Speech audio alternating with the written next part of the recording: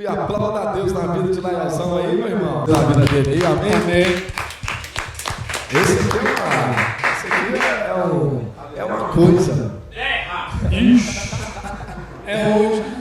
Quando eu vou até acender mais um aqui, ó. Você vai atrapalhar aí, vai, não vai, Gilê? Olha aí. Olha aí, pode mandar. Pode mandar a luz. Não, atrapalhou não. Só essa luz que tá atrapalhando mais ou menos, tá bom. É essa que tá rodando aí, ó. É. Laiozão, que bom ter você aqui, cara. Tem um fundo aí, não, Gilmar? Agora vai ficar feio. Deixa eu te perguntar uma coisa aqui, Vai né? ficar bonito. Deixa eu te perguntar uma coisa aqui, ó. Os 10 mandamentos de Moisés e as 14 cartas de Paulo. Sim. O que essas duas coisas, esses dois detalhes, então, me fala deles, Israel. É o que eu costumo dizer nas minhas lives lá. O maior problema que existe com os nossos irmãos que estão na religião aí fora é não saber diferenciar o antes e o depois da cruz. Então, esse é o maior problema que existe dentro do sistema. Para quem não sabe, fala para o pessoal, para quem não sabe, qual foi o chamado de Moisés? Moisés foi chamado para quê? Moisés foi chamado por Deus para trazer libertação ao povo de Israel, né? O povo judeu, o povo hebreu, que estava escravizado por 400 anos, né? Pelas mãos dos egípcios, né? Do faraó. Posteriormente, a libertação, né, do povo hebreu, após os 400 anos, né, de exílio, eles começam a caminhar uma caminhada de 40 dias, que era para durar 40 dias, mas durou 40 anos. Né? E no meio dessa caminhada, aliás, no início dessa caminhada, Deus deu para eles uma lei.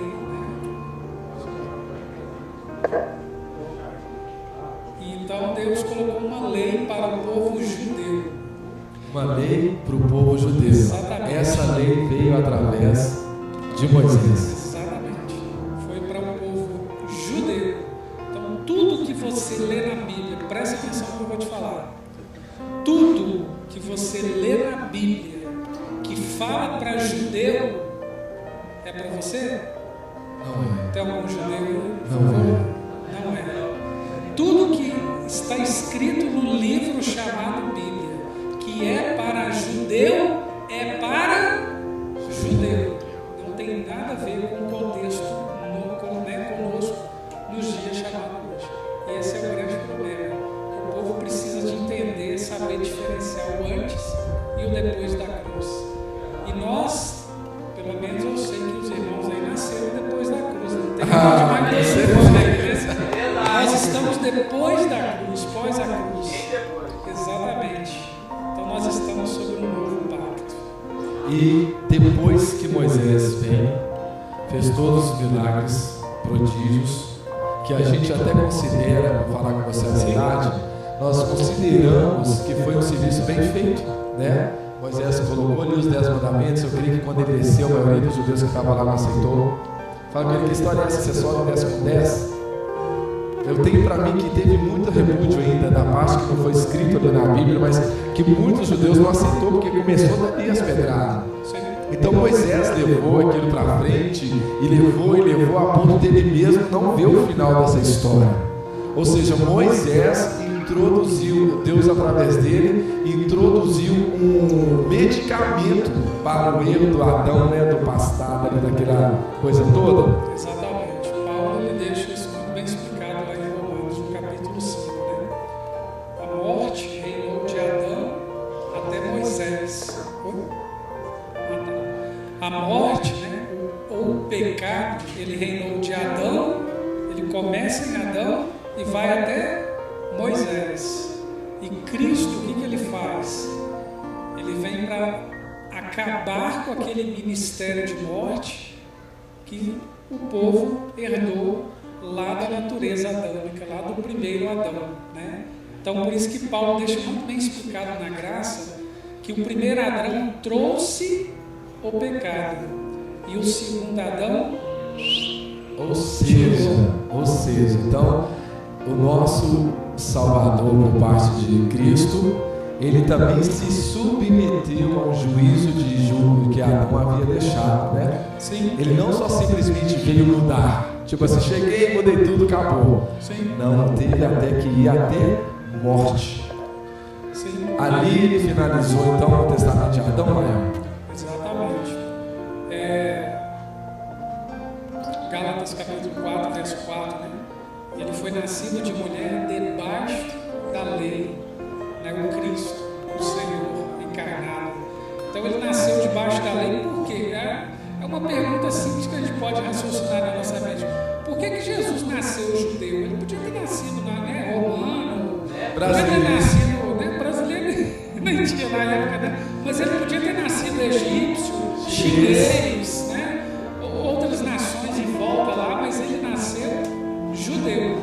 Por quê? Ele veio para cumprir a lei, para que os filhos dele, pós a cruz, não precisassem mais de cumprir aquele primeiro pacto, há 613 leis. Então, olha só, como que é muito perplexo, gente. Não é fácil de entender isso. Vocês vão concordar comigo, Luciano, Gilmar e a equipe aí.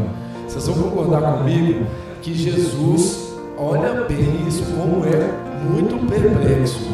Jesus vem, Deus se encarna Jesus, né, Rael? Sim. Me corrija se eu estiver errado. Deus se encarna Jesus, Jesus paga todo o processo, vai até a cruz, estabelece o Tetelestai, mas não saiu da boca de Jesus ainda o Evangelho. Exatamente. Olha isso, chegamos numa parte aqui. Quer dizer que toda aquela labuta, todos aqueles açoites, todas aquelas tentações, tudo aquilo ainda não era Novo Testamento. Ainda não era o Evangelho.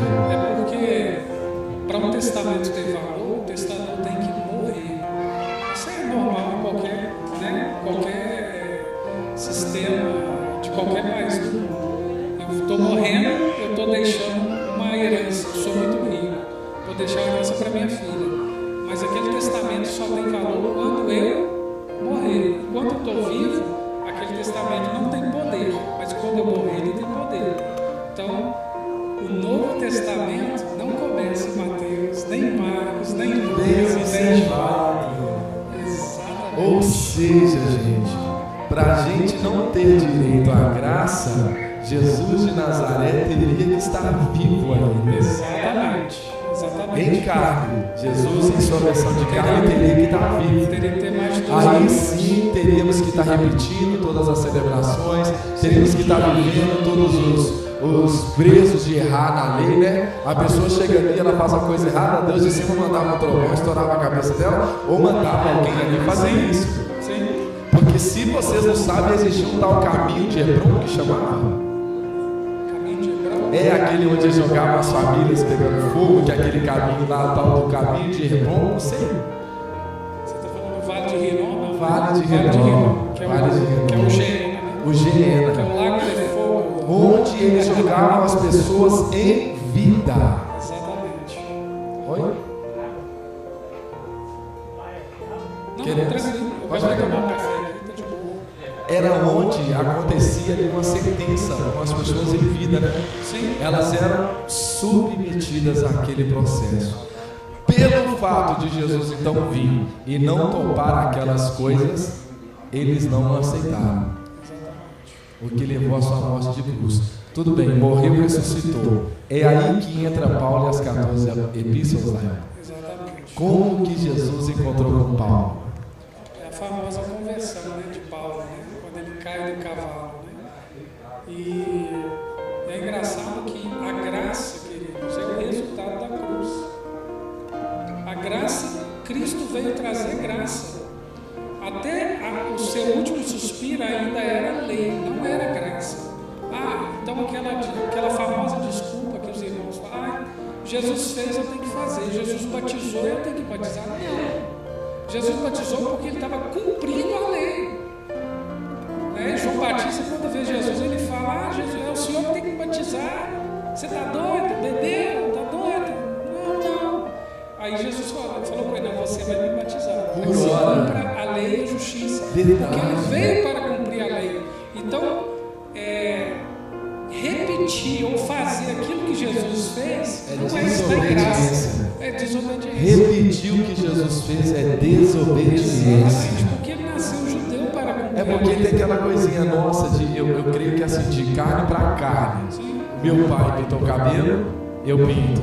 O meu pai comprou tênis, eu compro. Então já é do nosso automático humano em querer imitar. Exatamente. Já vamos puxar a atenção de Jesus no que ele falou aí, que aí não vai ter conversa. Sim. Só que a gente lê como se a voz de Jesus em carne estivesse falando para os dias de hoje aqui. Sim. Mas ele cessou a sua voz em carne. Sim. E passou ela em espírito para Paulo, nas 14 cartas do apóstolo Paulo ali no Evangelho. Então não é porque a gente acha, pessoal, que tem uma barganha. Não existe. Que tem uma barganha. Tipo assim. Na lei existia, né? Na lei você chega lá e oferta R$300, seu emprego está garantido, você não tem. Mas aí se você erra em outra coisa, ela vem, né? Na lei é assim, se você acerta 1 e erra 9, se lascou. Sim. Se você acerta 9 e erra 1, se lascou também. Só que a intenção do Evangelho da Graça é o que, Laia? Antes de você responder qual que é a intenção do Evangelho da Graça, me conta o que ele fez na sua vida. É a famosa conversão, né? A gente acha que se converteu quando a gente levantou a mão lá e aceitou Jesus, né? É a famosa conversão. Eu fui criado desde berço na Igreja Batista, no sistema religioso chamado Batista.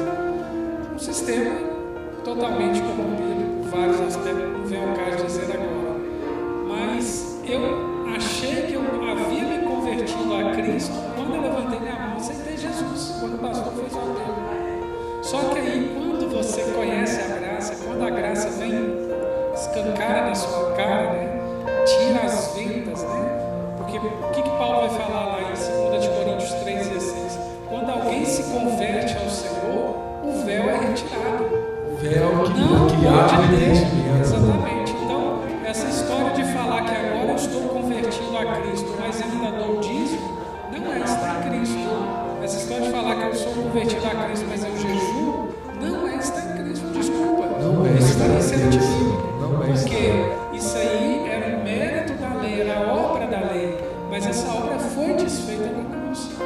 Romanos 10,4, né? O fim da lei é Cristo.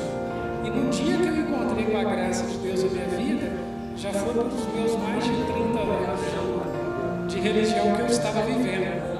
Aí quando eu me deparei com a graça de Deus, nua e crua como ela é, rapaz, a primeira coisa. Vou falar que isso é verdade. O primeiro é o choque, né? A realidade. Você olha e fala assim, poxa, eu vivi tudo errado, eu não acredito que eu passei 30 anos da minha vida fazendo isso tudo errado, achando que estava arrasando com Deus, mas não estava arrasando, era nada. Deixa eu perguntar para o pessoal que está aqui também com a gente. Vou perguntar a você, Letícia. Com uma palavra, o que você acha que é graça? Com uma palavra. Bruno, graça para mim é paz. Vamos dizer, tipo assim. Leva o microfone dela lá para mim. Não, deixa eu ver. O que você acha que é, Letícia? Graça para mim é liberdade. Ela já começou falando aqui, eu ia falar. O que você acha que é, Maurício? Conhecimento. Conhecimento. Vou perguntar a Marilene. O que aconteceu aí, Gilmar? Ô, Gilmar. Chegou na minha vez, parou. Ô, Gilmar. Isso. O que você acha que é, dona Marilene? Graça é um amor de Deus sobre as nossas vidas. Olha, ela já foi no maior tom, né? O que você acha que é, Renatão? Acho que é paz.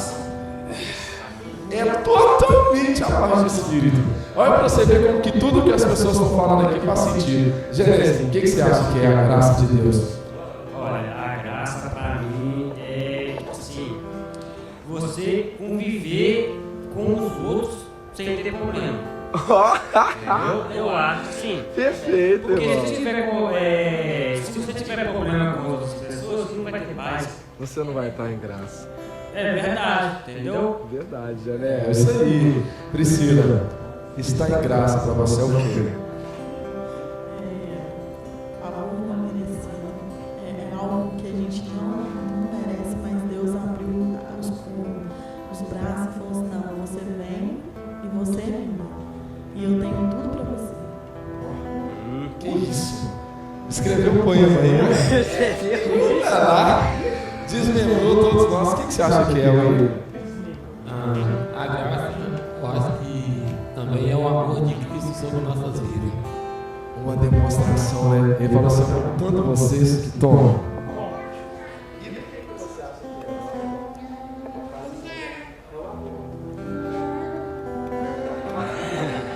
O que a Priscila falou, o que a Priscila falou, o que o Gelé falou e o camarim falou me chamou mais atenção. Por quê? Ninguém aceita um favor que não merece. Se você quer acabar com o ser humano, faz um favor para ele e fala que ele precisa me pagar.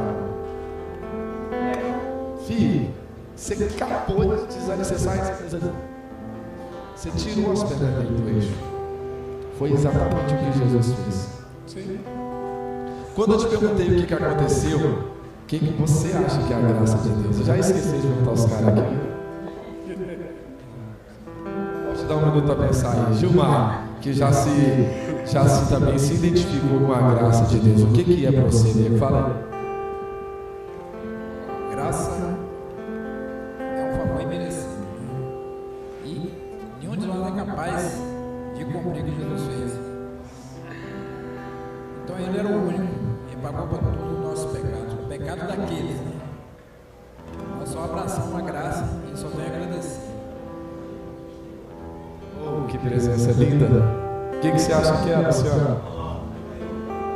Com a graça, eu acho que é o seguinte, viver as promessas de Jesus a cada dia sobre nossas vidas. Cada um falou uma coisa aqui que está sendo mais lindo do que de costume. Nossa, que forte! Sacrifício feito por Jesus.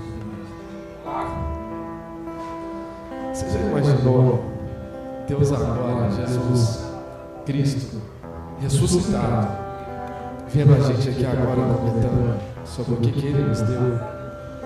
Será que Ele está olhando para a gente agora e vendo satisfação? Será que Ele está olhando e falando assim: olha, eles entenderam. Eles entenderam. Estar com a graça de Deus é aceitar que Ele já fez tudo. Que Ele te deu liberdade, como diz a Letícia, que você é livre, que Ele te deu entendimento. Fala para você uma coisa: quem tem entendimento da graça tem tudo. É verdade. Tem tudo, Maurício.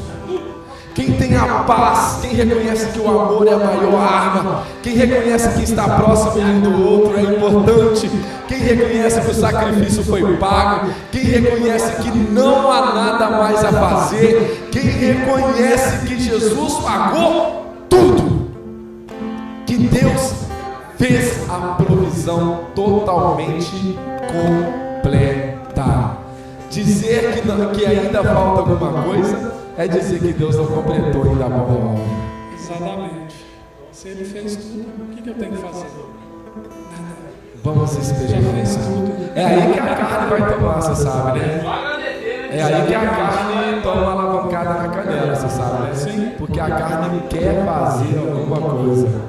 A carne quer, ela nunca vai aceitar isso. Mas o entendimento do seu cérebro é o que Deus precisa para a sua carne fazer. Como é que é, Will? E é o que a gente precisa para o cérebro mandar mensagem para o restante do corpo. Antes do Lael trazer a mensagem para a gente, nós aprendemos um pouquinho mais. Daqui a pouco você vai voltar para dar uma pincelada da mensagem para a gente, né? Você sabe. Então vai lá.